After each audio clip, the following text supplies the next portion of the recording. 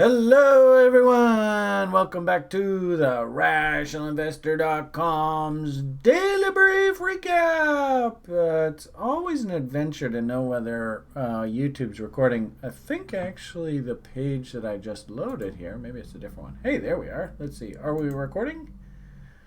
Ooh, YouTube's got the circly button going. I think we are, though. What do you think, Kevin? Do you see it running on your end? Circly button going. Oh, yeah, there we go. Yeah, we're recording. Yay! All right.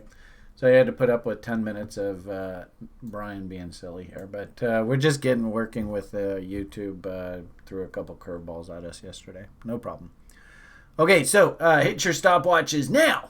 Hopefully it's about 20 minutes or so. Still waiting on our dashboard, so eventually we'll get this updated and running smoothly. Developer cycle, all that kind of fun stuff. I actually had just an absolutely fantastic daily brief today. Today's Friday, and I think I've said before what I like to see, and it's almost becoming like a news broadcast, the daily brief, and we have special roving reporters that they have certain specialties that they focus in on. And Fridays of late, we've been having Colin on the call he is specifically focused in on crypto, and he trades a gazillion different pairs, just watching them, of course. And we had a fantastic, probably 45-minute long presentation today, just simply outlining how the market is parked right at the moment, which is fine. You know, if anything, I thought that was excellent information. You just have to understand certain market states. And it's incredible that you identify market state dictates certain behavior. And Colin's sitting there saying, I'm well diversified. I've got crypto. I've got lots of cash. I can take advantage of the market either direction. We're not in a trade location as it speaks right at the moment, but I can see buying locations being painted already now. And he can also see, and we had a great conversation about shorting locations starting to appear, and how, ironically enough, where we are right now is just a big hurry up and do nothing. And I thought that was an excellent commentary, because if it's one thing I really love about TRI is we don't have any motivation to promote a trade. And quite often for professional traders, the absolute best thing for you to do is nothing. Just sit on your hands. So excellent, valuable content Colin provided for the community today. Very, very proud of the OGers. Specifically for you guys over on YouTube, I like to, like I say, keep the conversation relatively focused to this chart deck. Our purpose here, just to sort of give you an overview of what the tone is at TRI, what we're thinking about with regard to risk on, risk off, and is there anything of note that sort of jumped out at Brian that is probably worth mentioning to the public.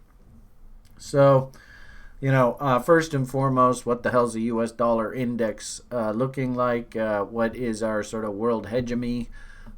Proxy, who's driving the bus, all that kind of fun stuff. I still think that through this economic correction that we are seeing around the world, the United States, sort of USA Inc., is actually positioned the best to come out the other side, whether it be things like growth rates, demographics, now trade policy. So I do believe that we are heading into a period, probably about 15 years or so, still in front of us of U.S. outperformance relative to the rest of the world. But at the same time, too, we have to go through these transition windows. For the longest time, I keep saying recessions have to happen in years that end in like 8s, 9s, 0s, 1s, and 2s. So now, gee whiz, it turns out that this one's going to hit us in year 0. What a surprise. Me personally, I had thought that the 1% were happy with keeping Mr. Trump around. I didn't think they were going to break the market ahead of the election. The irony of it all is that I think the market could swing violently both directions here. And I'm hearing a lot of talk from central bankers and stuff saying, once this coronavirus threat passes in the short term, and we get into, the better part of April and into May, you might find that the economic data swings violently in the bullish direction and stock prices are being bid up. I think I've talked to you guys also too recently about how you really don't want to see the stock market rally too egregiously here, because keep in mind that stimulus package, technically it hasn't been passed by the U.S. House of Representatives, and they're still the left-leaning political party. As well, too, I wonder, because today's Friday, whether a bunch of the price action we've seen over the past 2 or 3 days is nothing more than just to service the derivatives markets specialist and make sure that they make all the money that they possibly can. So be careful about declaring this the bottom. And historically, of course, I like to see W's to mark bottoms. And what I'm seeing across the board here, especially on sort of big indexes and stuff like this, is I'm wondering whether you probably can see it on the S&Ps here, but I'm wondering whether we have to carve out something like a head and shoulders pattern. You don't really see it that well on the big U.S. indexes, interestingly enough, and they used to say for quite a long period of time that as the Canadian banks so goes the market. And you can really see those kind of head and shoulders patterns on things like this particular Canadian bank stock. And, we are now going through this sort of, is this actually going to W out phase? And as we get to the individual stocks I'm watching at present, you see a bunch of sort of V-bottomy type action of late. Where those? I guess it's this one, eh? But no W's yet. So we got the V bottom. Now what we want to see is a W. And my hunch is the dip against these lows comes sort of like Monday morning. Keep in mind, over the weekend, we're probably going to hear worse and worse news out of the U.S. New York City is under siege at the moment. And last night they were talking about the South, and New Orleans is coming under attack, if you will.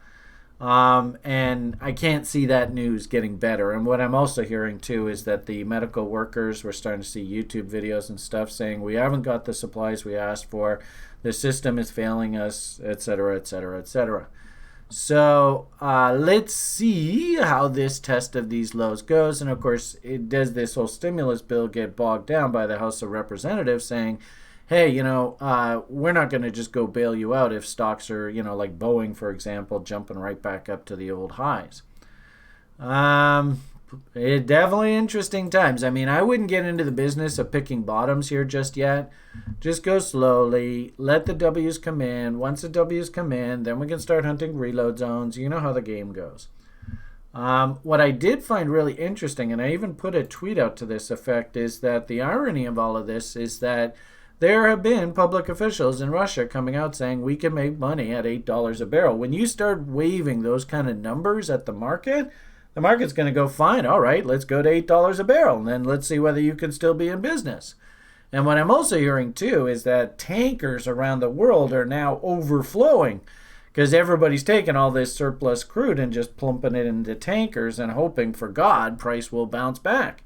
Well, what happens when all the tankers fill up? What are you going to do with the crude then? You can't stuff it back in the ground. So I'm glad and I'm thankful I lost my bullish conviction of oil. I wouldn't be surprised if this thing's got another leg lower here. It's got, $10 a barrel written all over it here. It's very, very dicey there in the oil business. And how ironic, what I'm actually hearing is people saying things like, well, the Russians and the Americans are going to sit down and make an agreement over oil. What? While the coronavirus is going on? I don't think so. I mean, slow down. I don't think that situation is going to be resolved anytime soon. But anyway, we'll see what happens. Only time will tell. What I thought was really interesting for all the traders out there is I think you can make a very realistic argument that a bullish bot setup is coming in on the bond market. That's that risk-off kind of conversation. And if our conversations about the stocks may be rebounding a little too fast here. Could the bonds pop up here a bit if money's starting to come back out of the stock market? Sure.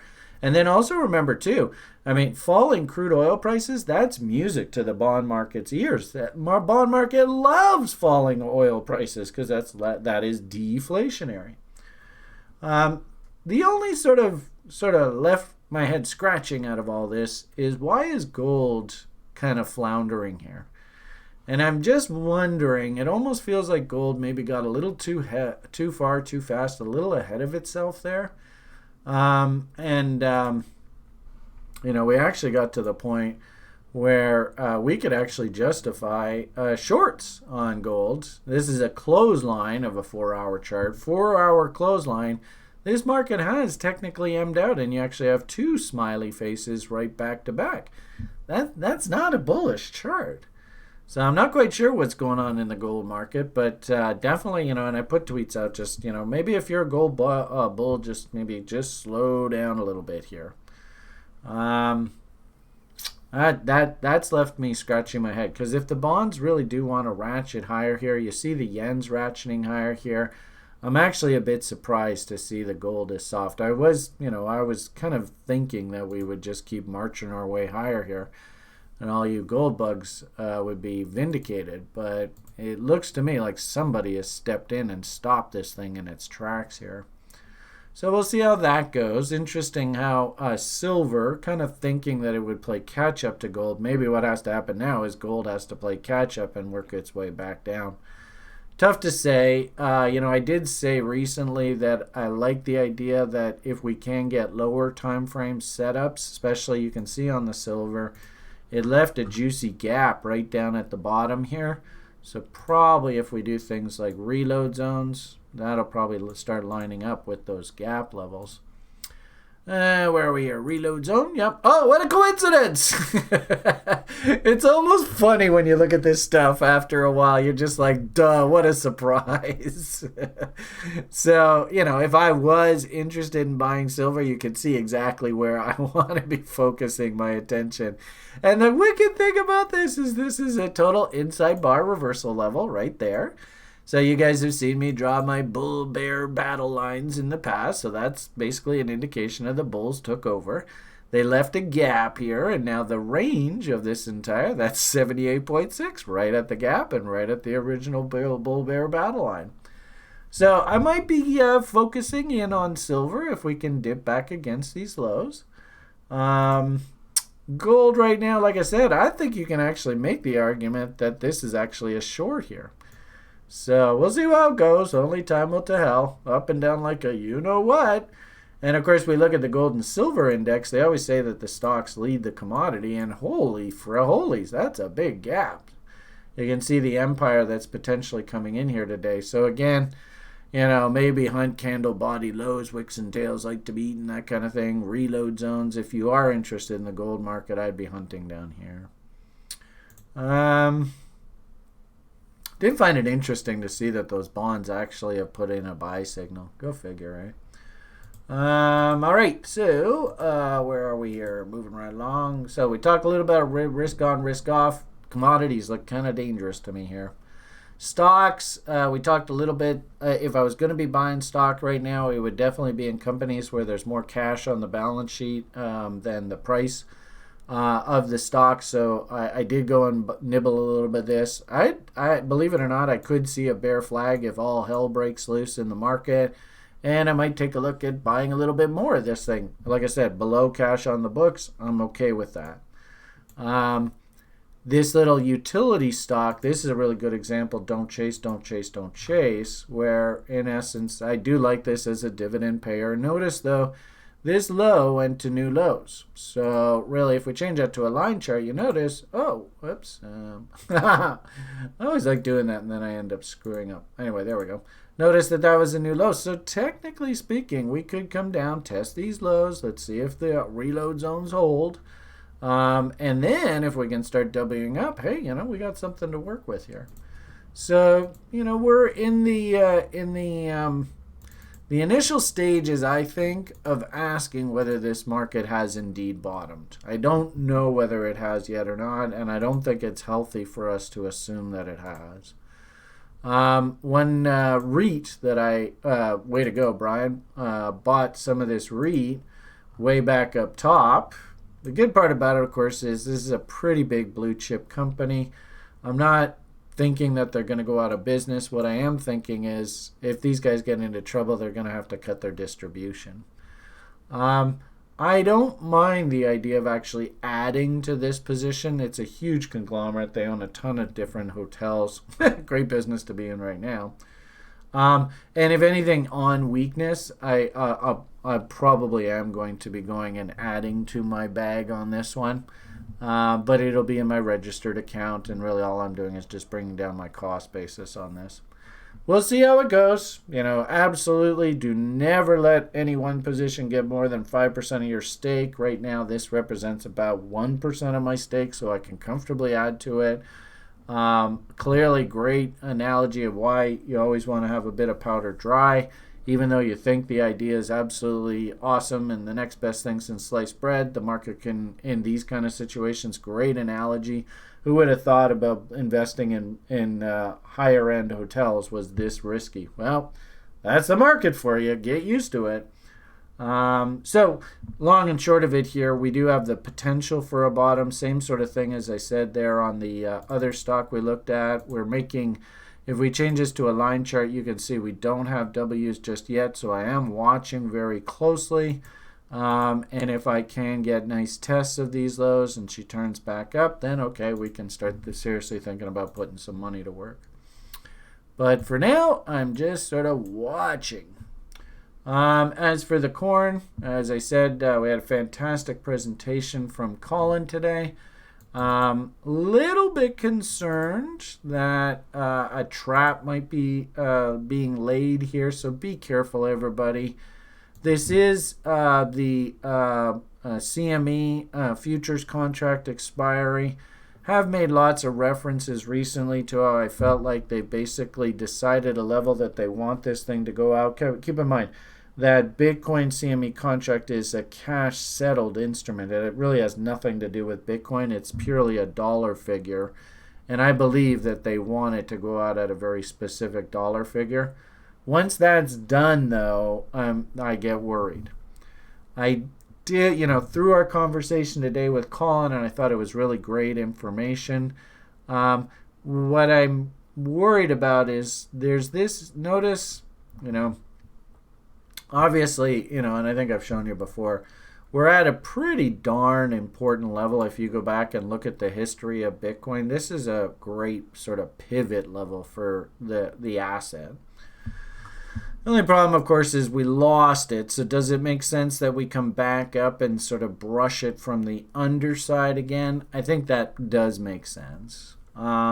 We don't really have any big M's working just yet, so the path of least resistance, I think, is still up until we do actually fail. The problem here, of course, not very polite bottom. You can see our moving averages relationships, the trend, if you will. It's still down. This is going to take a lot of cleaning up to do to calm down. But as we sort of pointed out earlier, like I said to you, the great part about working with Colin and the people on the site is we actually can come up with levels pretty well together. Great 1 + 1 = 3 resource that we have, where we just look at the charts and we just ask very matter-of-factly, what do you see? And when we come to a consensus, we're like, okay, I think I can live with those numbers, and we all generally agree. So if we do accept higher here, I do like the idea. You can see the reload short zone. You can see all these wicks right here as liquidity. Remember, think, look left. Remember, this is all open air up here. So I can understand the idea of the market working higher. I think I've shown you in the public recently that these sort of bullish setups are working away here. What I'm worried about, like I said, they parked Bitcoin. So what I'm worried about, and keep in mind I'm a professional worrier, it's what I do. What I'm worried about is if we do end up now failing and going through this orange line. If we do, that's an M top. And to me, that says that, these people that are playing that move up into 81, 8,200, you're politely told, look, just walk away at scratch. Or if you happen to take the Fed Bazooka Day event trade, then you can book a little bit of a profit. But if we start rolling over here and breaking, I think the contract expiry now is in about 3 or 4 hours. If they wanted to get the market to go out at this level, and then once that's done, we start breaking down, my hunch is we're going to start heading back down. And this is what I sort of made reference to earlier, in that we can identify now pretty good trade locations. So we've got this AB equals CD. Remember, this cash market is pointing up into that sort of 8,400 area. You can see the 200 SMA. It's obviously going to have some play. Remember, we talked about these wicks just a moment ago. There's obviously some trapped bears in these wicks. Great liquidity pool just sitting right there. And if you just draw a nice simple trend line off of the top, you can see how that comes up into there. And, if we think na levels, well, really, the last serious na level was actually this peak right up top there. So I like the idea of the market working higher as long as we just keep painting higher highs and higher lows. But just be careful and understand that, we're getting very late in the move. Let's see if we go Willie. Actually, no, we're not too late. That's not too bad, actually. That's okay. Let's maybe, actually, this is probably a really good analogy of that RSI battle at the 50 line. So if you happen to see that, you can see the war that's going on right now as we speak. If this thing W's out and starts to work its way higher through that 50 line, I think that means, okay, we got further to go. What I'm worried about here, I guess, is do you notice how the volume is trailing off here? So what for you to feel like, yep, this is rip roaring bull, we'd really like to see the buyers step up. Notice this big volume bar, and then that sort of started the buying. But notice, hey, we're trailing off here. We really, and as I said, that 4-hour chart, if we start breaking down here and the bearish volume ramps up, that's going to put an M in OBV. And, of course, volume impetus, that'll tell you who's taken over. So be careful here, because what we're kind of worried about, and this is what we talked about in the daily brief, is we might actually see like a pop-up. It's a trap, especially if we look at things like 4-hour charts. The MACD histogram, momentum-wise, is nowhere near breaking out to new highs. So just be careful. You can see 200 SMA here, right? So there's Mountain Man. There's that liquidity pool that we talked about just a minute ago. So what I'm worried about, if this thing does break out, cool. You can trade it, rock and roll, go with it. But remember, those botters, they're going to be taking profits up top here. We might get a big pop and then smack down on the other side. Be careful. It's got that kind of market state written all over it here. And then, of course, like I said, if we actually just break this 4-hour pattern to the downside, then actually there are some shorts, kind of like what that gold market just did.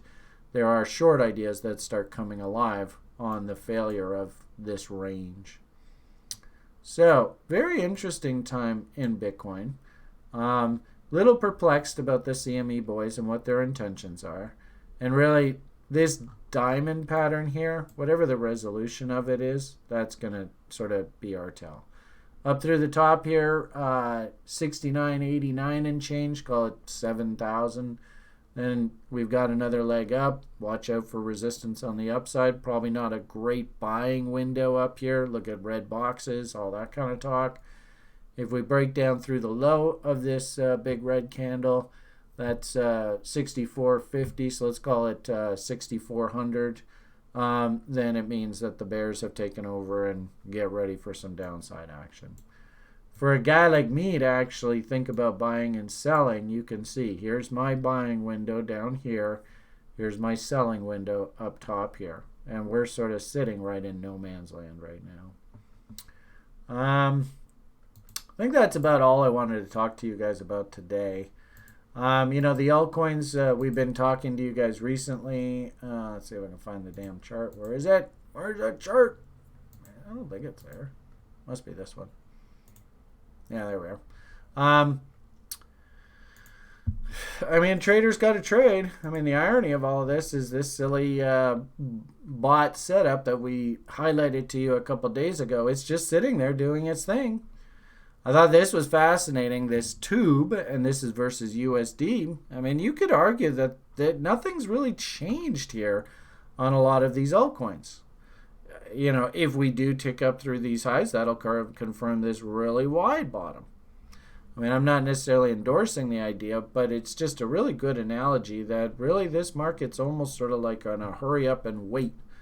And traders got to trade. I don't know whether you want to trade this thing, but I can see bot setups trying to set up through here. And of course, little old lady Nanny Nibbles, has this thing got any room to run back here at all over the next 6 months to make you a bit of money? I think the answer is yes. Okay, I think we'll leave the free video at that. Have yourselves an awesome rest of your day. Sure hope you got some value out of all that. All the best. And the only thing left for Brian to say at this point is a big bye for now.